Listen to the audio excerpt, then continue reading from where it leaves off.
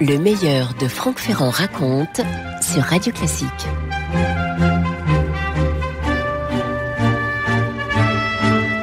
Je vais vous proposer ce matin une émission qui doit tout au livre de Lorraine Kaltenbach sur celle qu'elle appelle la reine soldat, une sœur méconnue de Sissi qui a eu un enfant naturel qui se trouve être de la famille de l'auteur. Le livre Le secret de la reine soldat est paru aux éditions du Rocher. Et je vous emmène tout de suite en janvier 1859 au port de Bari dans les Pouilles. Une jeune femme de 18 ans débarque de la frégate Il Fulminante. Elle s'appelle donc Marie-Sophie de Wittelsbach. Elle est bavaroise, elle est la sœur de la célèbre Sissi, épouse de l'empereur d'Autriche. Lorraine Kaltenbach, donc dans cette biographie, dans ce secret de la reine soldat, nous raconte, nous présente cette grande jeune femme brune, dit-elle, d'1,70 m, fraîche comme un pommier en fleurs et d'une distinction rare. Et pour l'accueillir à Bari, le jeune prince François, 23 ans, il est l'héritier du royaume de Naples et des deux Siciles, un royaume qui à l'époque recouvre toute l'Italie du Sud, disons. Marie-Sophie et François ont été mariés par procuration quelques jours plus tôt. Ils ont été mariés à Munich par procuration. Et là, donc, ils se rencontrent pour la première fois. Elle lui tend la main, il lui embrasse le front. « Bonjour François, bonjour Marie ». C'est assez sobre. Le mariage rapproche évidemment les couronnes de Naples, de Bavière et d'Autriche, mais assez vite, il va bien falloir admettre que ce mariage est un fiasco. Pour toute lune de miel, François se réfugie dans la prière.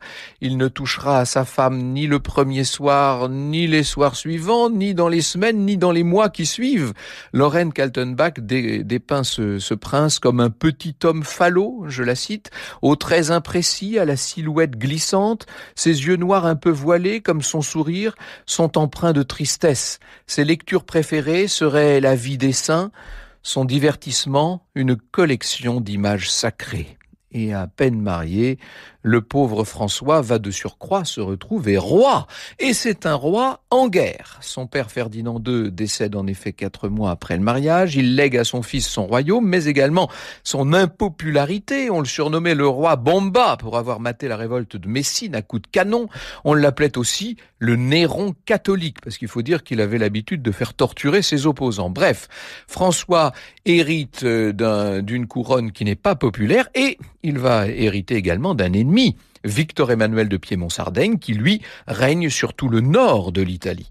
Victor Emmanuel a un grand dessein, vous le savez, c'est conquérir l'ensemble de la péninsule, le sud mais aussi les États pontificaux au centre, pour unifier tout ça dans un seul royaume, le sien qui devrait devenir le royaume d'Italie. Et il va mettre son plan à exécution. Il pousse le général Garibaldi à débarquer en Sicile, à former une armée révolutionnaire avec ses chemises rouges. Garibaldi gagne le soutien de la population sans grande peine, il s'empare de l'île, et puis, ayant conquis la Sicile, il va débarquer en Calabre, il va s'emparer des Pouilles, il remonte dangereusement jusqu'à Naples. Vous savez, c'est ce qu'on appelle le Risorgimento, qui devait donner naissance à l'Italie moderne. J'ai eu l'occasion de vous raconter ça au moment du 150e anniversaire. François II et Marie-Sophie voient leur royaume se réduire chaque jour un peu plus. C'est une véritable peau de chagrin. Le 6 septembre 1859, c'est carrément le sauve qui peut. Le roi, la reine, la cour quittent le palais royal de Naples par un escalier dérobé.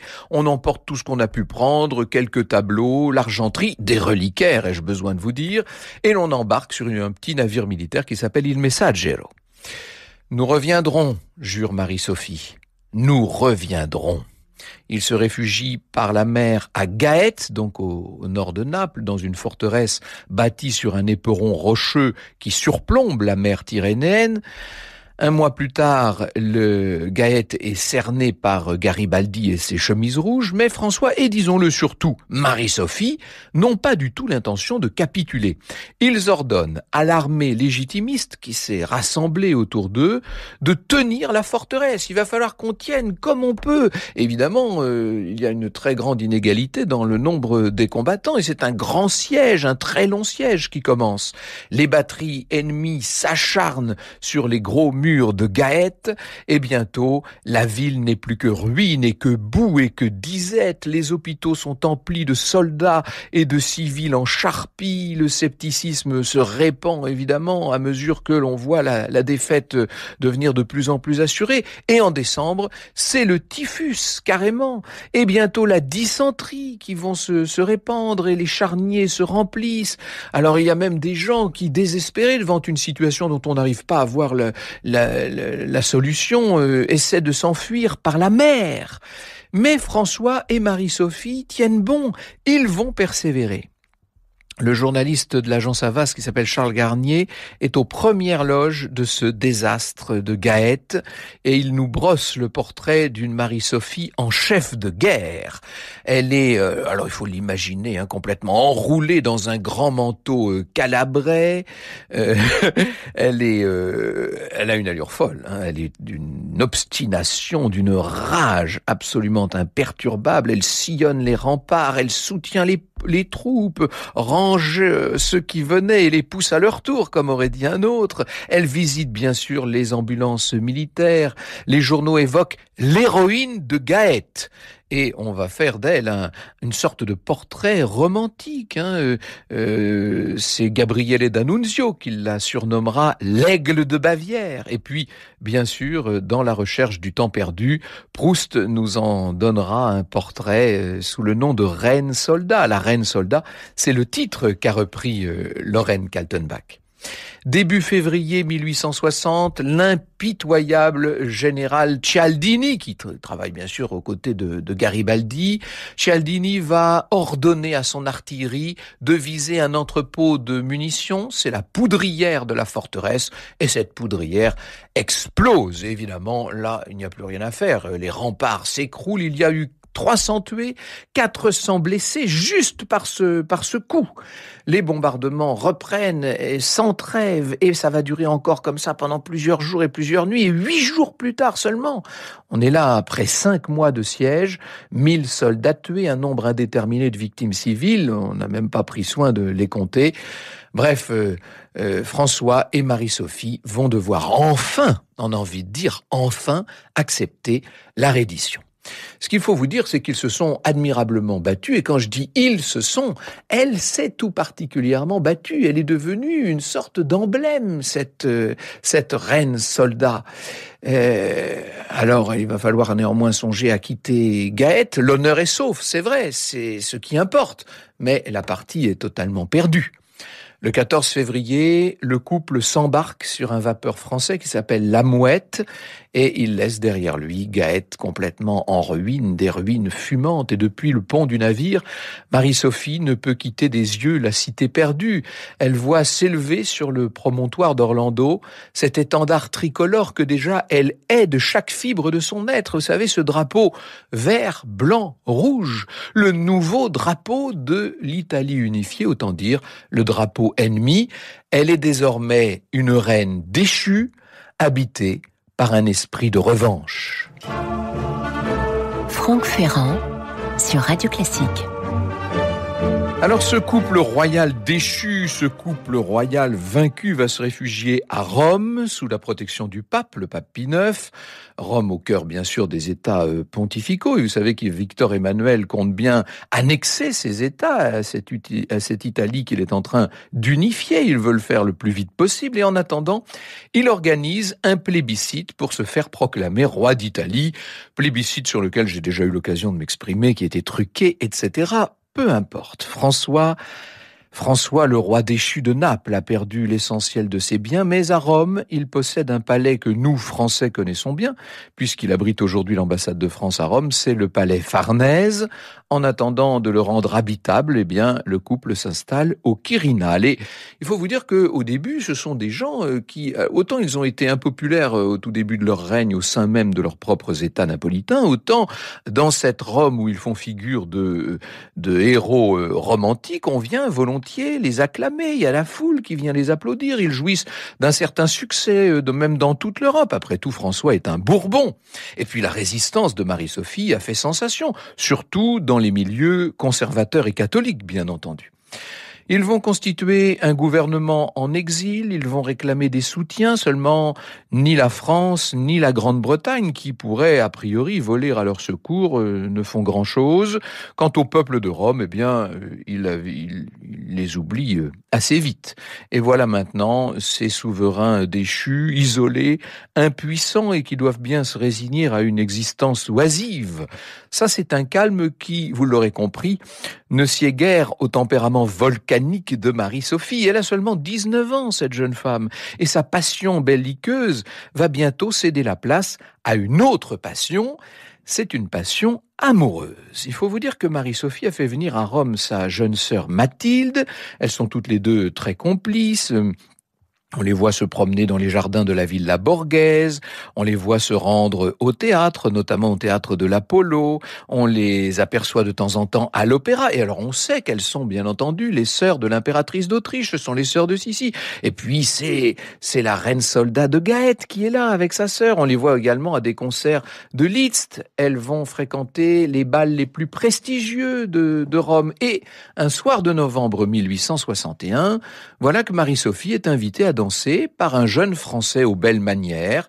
Il a un regard de velours, des cheveux blonds, une barbe à l'impériale. Il est magnifique. Il s'appelle Emmanuel de Lavaïs-Châteaubourg. Il a 24 ans. C'est un aristocrate fortuné et immédiatement, il semble que Marie-Sophie soit conquise. Il faut dire que ce jeune homme a beaucoup d'assurance, une certaine décontraction. Elle est aussi, disons-le, séduite par les idées politiques dont il est une forme d'incarnation puisqu'il est un des zouaves pontificaux, ces jeunes gens venus défendre les territoires du pape menacés par l'horrible victoire Emmanuel et qui se prennent un peu ces zouaves pontificaux pour les nouveaux croisés, si vous voulez. Bref, l'heure n'est pas encore à la bataille. Le zouave Emmanuel a du temps pour la bagatelle et je cède la parole à Lorraine Kaltenbach. Jusque-là, nous dit-elle, l'ambition du jeune Français avait été de souffrir pour l'Église et de mourir pour Dieu. D'un coup, d'un seul, cette pure flamme du dévouement, allumée au cœur de ses 20 ans, va se reporter sur la reine soldat. Quant à Marie-Sophie, cet amour va la prendre tout entière. Après avoir été abreuvée de mécomptes dans son morne mariage, son zouave va devenir sa récompense adorée et la frénésie de son cœur. Et c'est une grande histoire qui est en train de naître entre cette reine déchue et ce simple zouave. Et vous imaginez l'écart social considérable, bien entendu. Alors, d'abord, les deux sœurs vont inviter Emmanuel dans leurs promenades à cheval à travers la belle campagne romaine et puis Marie-Sophie fait venir son soupirant au palais Farnèse, en secret, ce que j'ai besoin de vous dire. Alors, il arrive, c'est très romantique, il arrive en barque depuis le Tibre, il se faufile dans le jardin du palais, il emprunte une petite porte et un escalier de service pour monter jusqu'au comble où il va retrouver sa Dulcinée. Et là, ce sont des moments exquis, bien entendu. Le secret, néanmoins, va vite être éventé, notamment auprès des espions de Victor Emmanuel qui traquent les faits et gestes des souverains déchus de Naples. Et très vite, les gens du Nord, si je puis dire, lancent une campagne de dénigrement.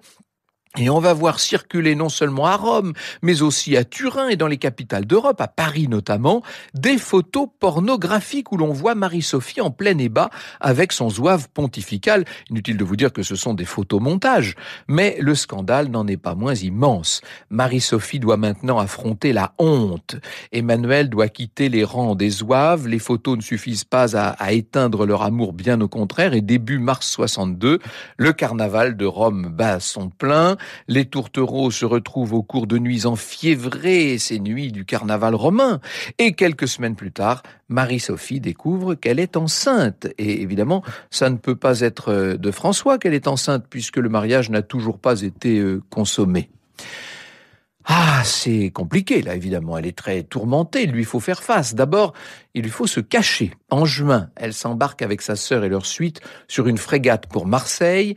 Elles vont prendre le train pour Lyon, Strasbourg et Genève, et puis finalement arriver à Munich, où la famille Wittelsbach, malgré cette grossesse un peu scandaleuse et même très scandaleuse, accueille l'enfant prodigue à bras ouverts. Le père est un libéral. Allons, dit-il, ce sont des choses qui arrivent.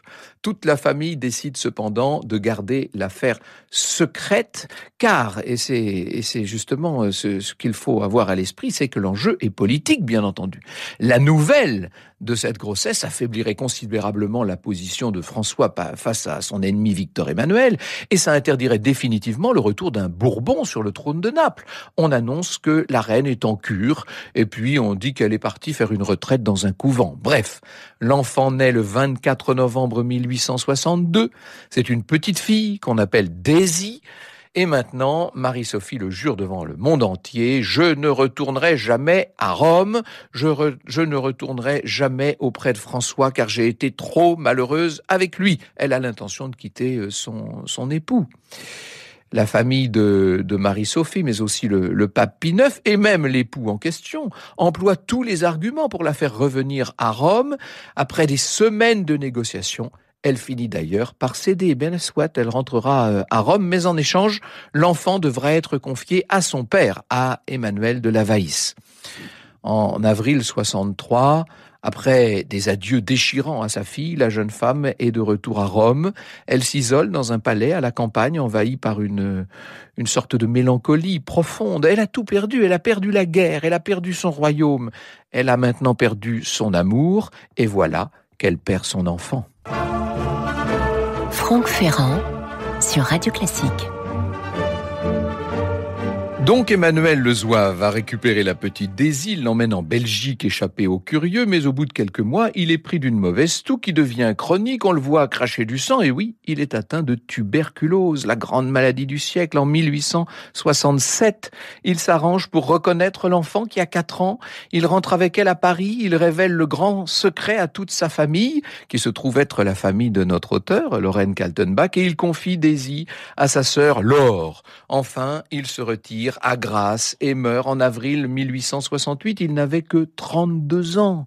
Et 2 semaines avant sa mort, Marie-Sophie a quand même pu faire le voyage discrètement depuis Rome et elle a pu lui dire un dernier adieu. Les mois suivants, on la voit se rapprocher de son mari François et tomber à nouveau enceinte. La petite Maria Cristina Pia va naître en décembre 1869. Elle mourra seulement 1 an plus tard. Et à ce moment-là, Marie replonge dans la grande mélancolie. Et c'est sans grand regret qu'on voit les rois et reines déchus quitter Rome avant que Victor Emmanuel n'envahisse la ville pour en faire la capitale, cette fois, de l'Italie unifiée. On se réfugie en Autriche et puis finalement à Paris. Quelle vie, mais vraiment quelle vie. Et Pierre Anquetin, qui a préparé cette émission, fait remarquer que Marie-Sophie n'a que 30 ans et qu'une fois encore, elle va quand même reprendre le dessus, renouer avec la vie, une vie de mondanité, d'opéra, d'hippodrome, la vie facile de la haute société de l'époque, et surtout, elle va retrouver sa fille. Elle va retrouver Daisy, toujours élevée par Laure, la sœur d'Emmanuel. Marie-Sophie et Daisy passeront de longs moments ensemble. Elles iront se promener notamment dans un pavillon qu'Emmanuel avait acheté pour sa fille au Vésinet. On les voit aussi sur la côte normande ou même en Bavière. Hélas, cette tuberculose qui avait tué le père maintenant atteint la fille et le mal paraît inexorable et Daisy va succomber en janvier 1886, à l'âge de 23 ans. Elle meurt dans les bras de sa mère. Par un froid glacial, Marie-Sophie assiste à ses obsèques à l'église Saint-Augustin, juste à côté de nos studios. Et dans les années suivantes, il va encore falloir en 97 affronter la mort de Sophie Charlotte, sœur de Marie-Sophie, dans l'incendie du bazar de la Charité, bien sûr, et l'année suivante, la mort de Sissi, poignardée à Genève par un anarchiste. En 1894, Marie-Sophie est devenue veuve, mais elle n'a pas renoncé aux affaires italiennes et il y a un événement qui l'intéresse plus que tout. Le 29 juillet 1900, Humbert Ier, nouveau roi d'Italie et fils de son vieil ennemi Victor Emmanuel, a été assassiné par un anarchiste. Or, on mène l'enquête dans les réseaux anarchistes et parmi les soutiens financiers de ces gens-là, on trouve une boutique de broderie à Paris, rue Saint-Roch, boutique possédée par Marie-Sophie, par la reine Solda. Elle avait ouvert cette enseigne pour faire travailler de pauvres femmes de Calabre et de la Basilicate, mais une partie de la recette de la boutique était détournée au profit des anarchistes italiens. Et les policiers parisiens vont découvrir que des anarchistes entraient et sortaient régulièrement de la villa de Marie-Sophie à Neuilly. Elle ne sera cependant pas inquiétée. Avant de mourir, l'anarchiste Charles Malato reconnaîtra dans le journal Le Peuple, on est là en 1938, il reconnaîtra les liens qu'il entretenait avec la reine Solda et va relater cette confidence qu'elle lui avait faite, je le cite. Je veux que ceux qui m'ont détrôné soient expulsés à leur tour, a dit la reine à cet anarchiste. Quand à la fin du siège de Gaète, j'ai vu les Piémontais déployer le drapeau sur la tour d'Orlando, j'ai senti dans mon cœur quelque chose qui m'a fait promettre que je ne mourrais pas avant de m'être vengé. Marie-Sophie de Wittelsbach, ancienne reine de Naples, est morte en janvier 1925 à l'âge de 83 ans, 2 ans après la marche de Mussolini sur Rome, et sans qu'on sache si elle s'en estimait vengée. Vous écoutez Radio Classique.